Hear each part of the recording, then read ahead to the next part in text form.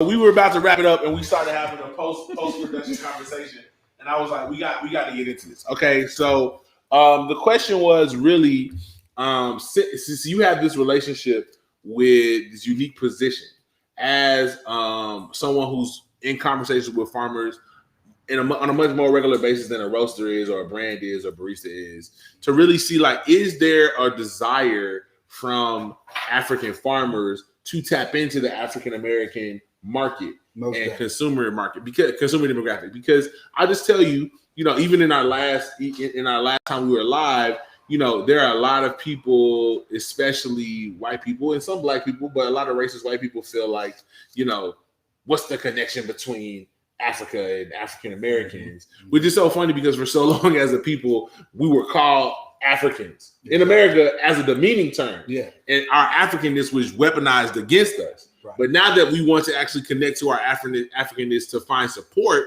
even when you see what happened with Malcolm, bro, when Malcolm went back to Africa and when he went to Mecca, that's when he got killed when he returned. Mm-hmm. And so you can tell that there's like sort of a fear of like African Americans connecting to other people in the diaspora to build coalitions and solidarity. And even outside of African Americans, when you look at the coalitions that were built by the Panther Party across all ethnicities, right? That's something that makes people scared. And that's when, Fred Hampton, after that type of collaboration, that's really when the FBI began to apply pressure.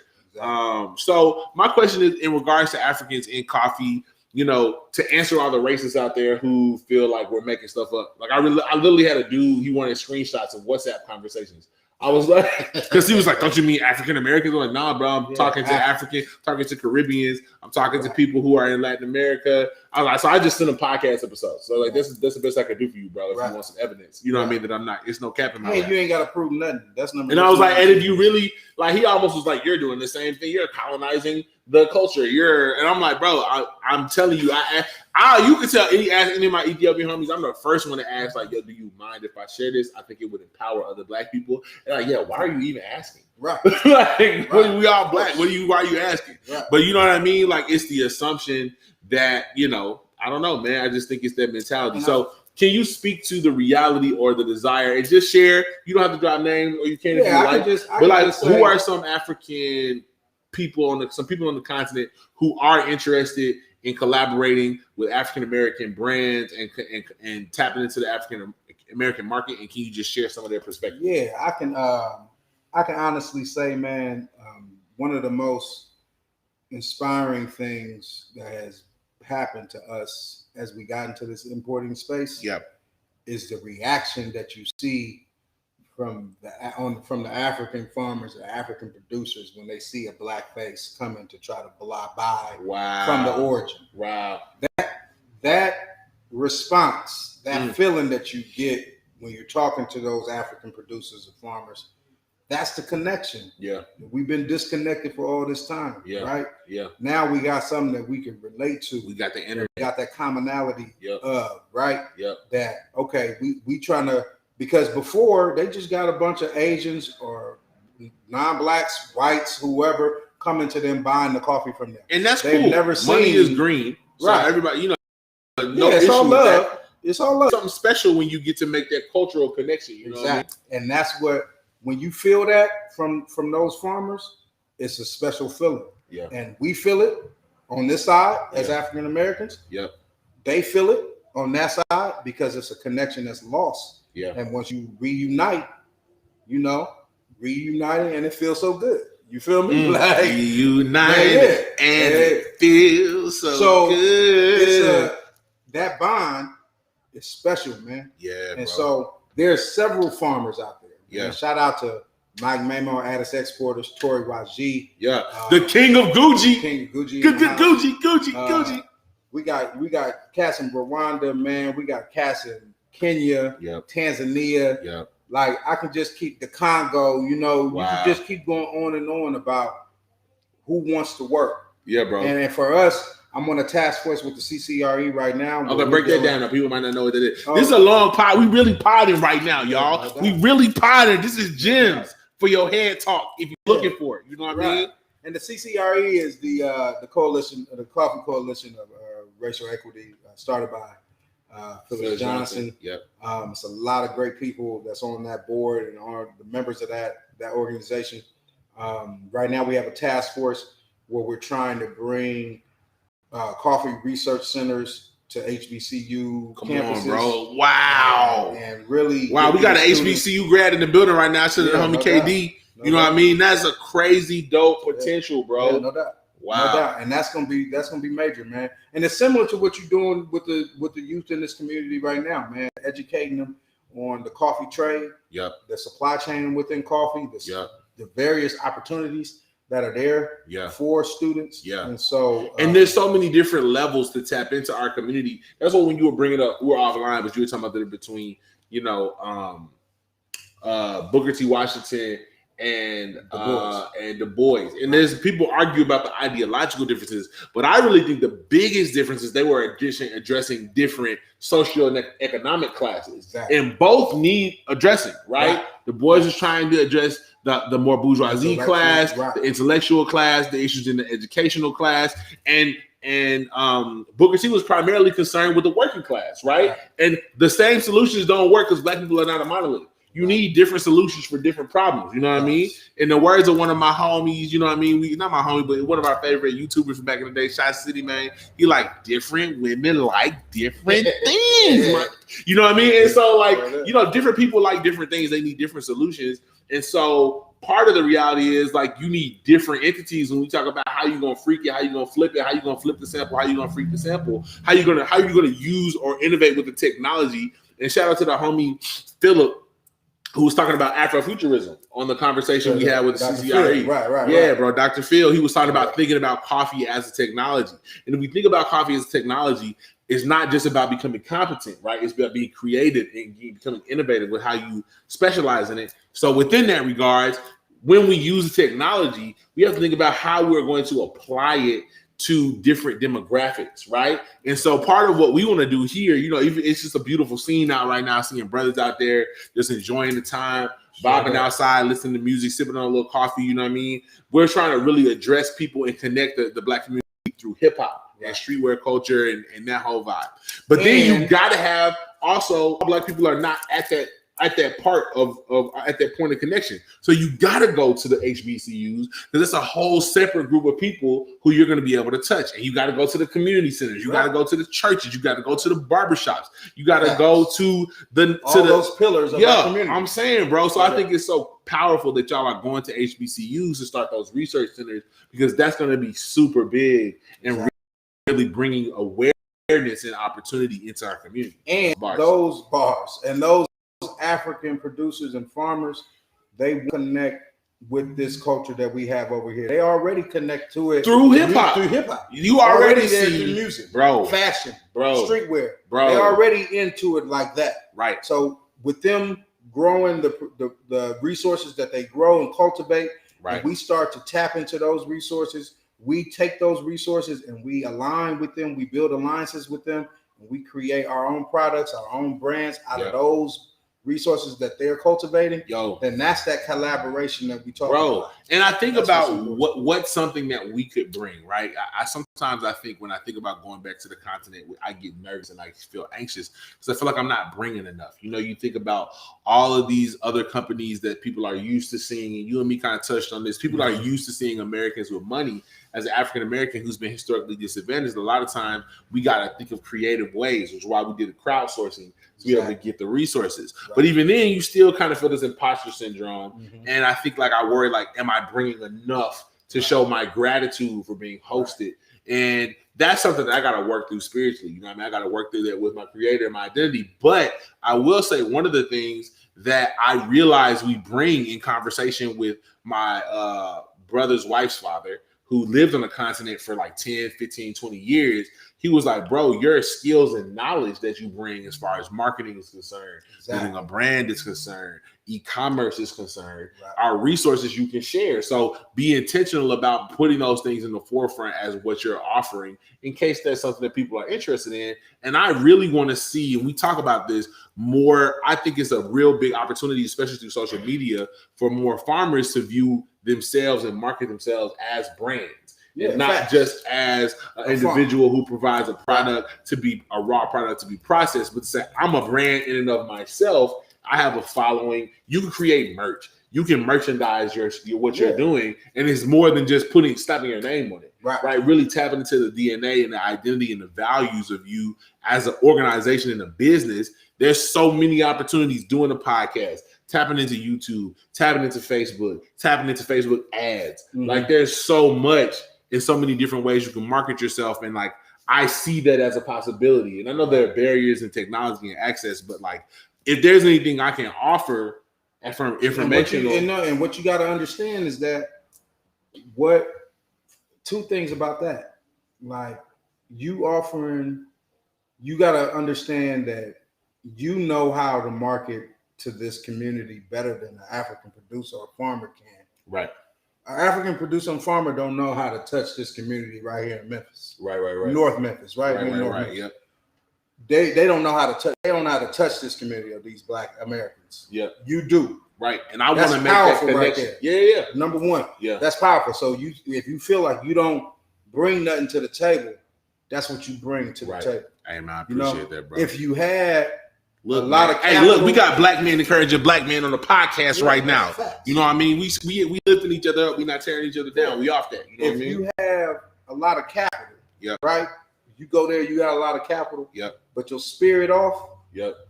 That relationship that you got with that African producer ain't gonna last long. Yeah, right? It's only so far you can go. Yeah, that money gonna go once or two times, but if the spirit that you have within you and you building that relationship with this farmer or these farmers or that community or whatever, if it ain't there or that cooperative, it's gonna be empty. It ain't gonna have no substance. It ain't gonna last long, man. So like you going over there in right spirit is worth more than any bread that you can go take over there. Yep. So that's important. Yeah, man. So just keep that thought in your mind in terms of like, I'm going in here with good intentions. I'm going in here with good spirit, and I'm gonna come in here with saying what I can offer. It may not be bread. I may not be giving you 100,000. Because like the crazy part is, I'm going there to see what I can learn. I really my primary. And this side of self-depreciating, but I'm like, you teach me. I'm coming just to learn your perspective and to see how you view it, and then to bring that perspective back to my community so that we can decolonize together.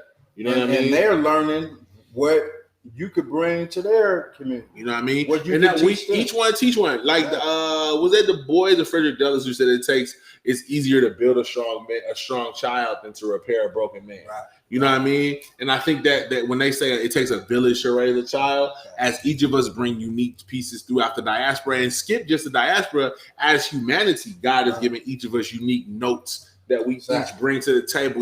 My faith practice sees the world as or God's community as a body, as an organism. Right. And so in the scriptures, it says, why should the eye try to be a foot?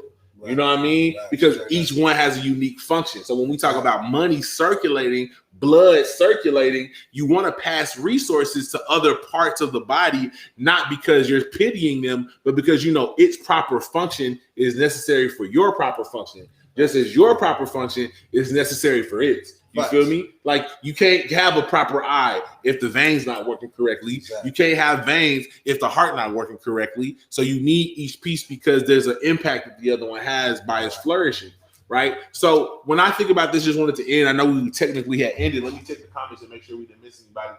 But I wanted to make sure that we open this up one more time just for you to kind of touch on that. So you said Ture YG and a couple other brothers were really excited about the opportunity to work and excited about just the opportunity to get in contact and get connected with the African American community. Yep. How can they tap into this emerging market of Black coffee consumers? Yep. That we educating, that we building, that we see starting to flourish and increase month by month, day by day. Yeah, bro. You're starting to see more Blacks understand specialty coffee, and as they start to understand it, they're gonna get inquisitive about tasting different varietals, different roast profiles, different roasters, getting in with different farmers, different roasters profiles on the same. The opportunities for business and growth and flourishing are endless. And the way you Gold Brew is another perfect example of how you freaking a product so that they can enjoy it. Yeah, man. You know, Yeah, that's man. that's what's important. That's so crucial. all that is important, man. And but we have this myth that the African producer or the farmer don't fuck with us or they don't mess with us and all this. And that's where it's wrong. And that's bigger than coffee. I think there's this myth. Good. It's a colonial myth that you're not wanted back home. And I think vice versa, there's this colonial myth that you don't want to mess with, like as African Americans, you have some type of animosity towards Africans. Right. And really all that is that's just post-traumatic slave syndrome. Exactly. You know what I mean? That's post-colonial syndrome where we have these stereotypes that have been put in our heads. And once you connect with the actual people, you know, the opportunities for collaboration are beautiful. And when we just going back to Ennis, I think it's perfect to go back to High Mahal. Yeah. And when we look at how the cuisines and the traditions, right, are traditions that are shared. And the opportunity, I think, not just to look at our past and see a shared history, but then to use that as a jumping point to imagine the shared future, I think is really how we create improvement without waiting on reparations or waiting on someone else to come and fix it. Do we deserve reparations? Yes. Am I always going to say that's a primary issue for my vote if you want to get it and me and my homies votes? Yes. Shout out to Clyde Anderson and Boyce Watkins for the word. But am I waiting on it? No, I'm never waiting on nobody else because I believe the scriptures say that we have everything we need for life and godliness. So everything I need is going to be given to me by the Most High. You know what I mean? My Father has provided literally, and my Heavenly Father has provided. So we're going to make it move. We're going to make it shake anyhow. I'm not waiting. Just like we talked about Ghana. Ghana's doing that, telling folks to come back to Ghana, right? Yep. They doing that and reclaiming the cocoa industry. Facts, right? bro. Like those things are just bro. Reclaiming power. You know? Bro. And it's something that we all have to learn and all have to understand and tap into despite the history or what we've been taught in the past. Yep. We've been taught that, our African history is whatever, or it starts with slavery, which is a bunch of bullshit. Right. You know what I'm saysaying? Like even when Kendrick broke down the word nigga, you know, the N-E-G-U-S. N-E-G-U-S. Right? We was just talking about that last week, bro. Like, that King shit, Emperor. King, yeah. That's a king. Now, I'm going to just be honest. Etymologically, I don't think there's a connection. But the idea that there is a connection between true power, right, and people being afraid of that and then creating a facsimile of that, right, in order to diminish you is real. Exactly. That's real. I don't think etymologically. And our people, that's what we but it was a crazy part. Yeah, bro. That's what we do. Same thing with Gucci Mane. Is there an etymological connection between Gucci, the rapper Big Wop, and Gucci in Ethiopia? No. But is there a historical connection between African Americans and the continent of Africa? Facts. Yes. Is there a historical connection between the Ethiopian community when they were struggling and being invaded by the Italians and the African American community who marshaled over 15,000 people to go and fight on behalf of them? Right? That's real. And the American government halted those people at the border because it's illegal for you to go and fight on behalf of another army as a citizen of a different government. That is a fact. And our culture is perfect for freaking words. Man. Yeah, bro. The word nigga or whatever, it means it was negative, but I use it because you my nigga. Right. I don't care. You flip it to a positive. I can take dope. I can take the word dope. Right. Right. Which is negative. Negative. But shout out to Reagan in the commercials. If that shit is dope, if your shirt is dope, it's dope. You know what I mean? It's dope. Okay. Yeah, man. So that's what I'm talking about. Like, it's how we freak it. Yep. It's all about how you freak the sample, bro. It's all how you freak the sample. Yeah. And I think that's for us, we bringing that to coffee. We can bring that to any African resource that's out there, bro. Yeah, bro. That's what Ghana is showing. Whether we look now. at the drum circle, right? All that. And then flipping that into funk and soul and gospel and blues and jazz and hip hop, or pentatonic scale, or coffee and the origins of that. You know what I mean? And then it's crazy to see the reciprocity in the diaspora because you have people like James Brown, and then you get that going to the continent, and then the way that the call and response, that's another connection back to Africa and even the Black church, like the call and response, and then you see the call of the drum circle, and then the response of James Brown, and then how that goes back over to Africa. You get people like Fela Kuti who then respond with Afro funk, right? And then they bring it back over here to us, and then you get people sampling Fela Kuti in some of the early hip hop records or that even was how popping now after they sampled James Brown. Right. So it's like the reciprocity is like, to me, it just lets you know the most I got a plan. You know what I mean? or and how all the Afrobeat shit is Bro, really popular right now. Bro, that's what I'm saying. You look at Burna Boy and his influences of Fela Kuti and James Brown and trap music and indigenous African music. Like the connections go crazy, bro. It goes crazy. And that's what the whole thing is for me and Equatorial, and for us. It's all about how can we get back to the continent? How can we get back to even our people in Central and South America? Of course, bro. You gotta shout out to Black is man. Gold. Shout out to the homie Jonathan. You know what I mean? Shout out to the homies at Cxffeeblack Traders. We all one under the sun, man. And bro. It's a spirit that's in us that's important, bro. That's real, bro. And so, like, shout out to the Caribbean. Yeah. You know what I mean? Our Trinidadian connects, our Haitian connects. You know what I mean? Puerto Rico starting to come with that coffee. And Puerto Rico been producing too, bro. Just the different tariffs and stuff is what's been keeping them out of the market, bro. I was talking to one of my homies, Natasha, who used to work with Cosecha, and she was talking about like how Puerto Rican coffee is getting pimped because people will you can only really sell it to America, right? To American companies, but you can't sell it to other companies and so or countries, excuse me. And so a lot of times it just gets used as coffee flavoring, right? Instead of them being able to really market the true quality of what those farmers are producing. So it gets deep, but we just had to top in for the little postlude, you feel me? So anyway, shout out to all the people who are rocking with us. If you're interested in working with or collaborating with African farmers, hit up the plug, you know what I mean? That's what we might call this episode Black on Black Grind, the conversation with the plug. You know, one of the only black plugs in the interested in doing some vertical integration with your business. And we're gonna collab, man. Bro, look man, we missed it last year, but we make it pop this year, bro. We had big last year, but this year we're gonna do something special, bro. It's gonna be crucial. So appreciate y'all, and we out. Unless we think of another thing.